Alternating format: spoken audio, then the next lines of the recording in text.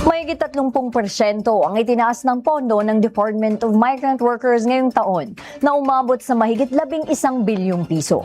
Dahil dito, bibigyang prioridad ng ahensya ang pagpapalakas ng kanilang social services, kabilang na ang Action Fund. Nagbabalik si Bien Manalo. Mas malawak at mas magandang serbisyo ang maaasahan ng ating mga modernong bayani, ang ating magigiting na overseas Filipino workers. Iyan ang tiniyak ng Department of Migrant Workers. Tumaas sa mahigit 11 bilyong piso ang pondo ng ahensya sa 2026 GAA. Mas mataas yan ng 34% sa kanilang budget noong nakaraang taon na mahigit 8 bilyong piso.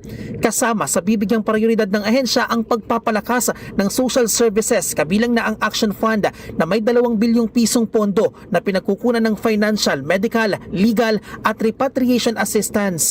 Sa talaan ng DMW, nabigyan na ng tulong sa pamamagitan ng Action Fund ang mahigit 100,000 OFWs, kabilang na ang halos 30,000 OFWs na napinsala ng sigalot sa gitnang silangan.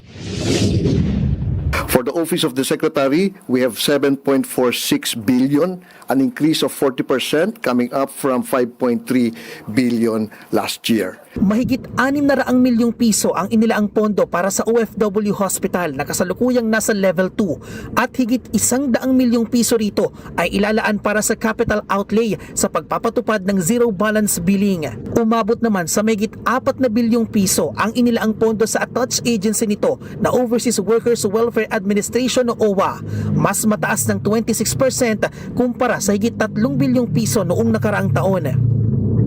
Naglaan din ng mahigit 1.2 billion pesos para sa OWA's Emergency Repatriation Program. Aabot naman sa mahigit 60,000 OFWs ang nahatiran ng tulong ng iba't ibang serbisyo ng gobyerno sa pamamagitan yan ng Alagang OWA Caravan na karamihan ay mula sa Middle East, Asia at Europa. Yung alagang OWA natin, part of those expenses will be for the caravans. Ito po yung ginagawa nating serbisyo sa ating mga OFWs abroad na kung saan may whole of government approach tayo, hindi bababa sa 15 ahensya at departamento ng iba't ibang government po ang tumutulong para ilapit yung serbisyo, government services para sa mga ating OFWs abroad, no? Sana matulungan kami naman ng mga OFW na mga nag-forgood dan sa ganon na madanasan naman namin ang karapat dapat sa mga OFW.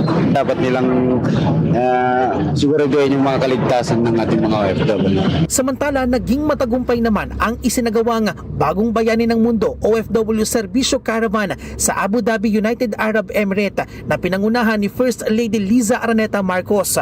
Hatid dito ang iba't ibang serbisyo ng pamahalaan sa pamamagitan ng whole of government at one-stop shop services.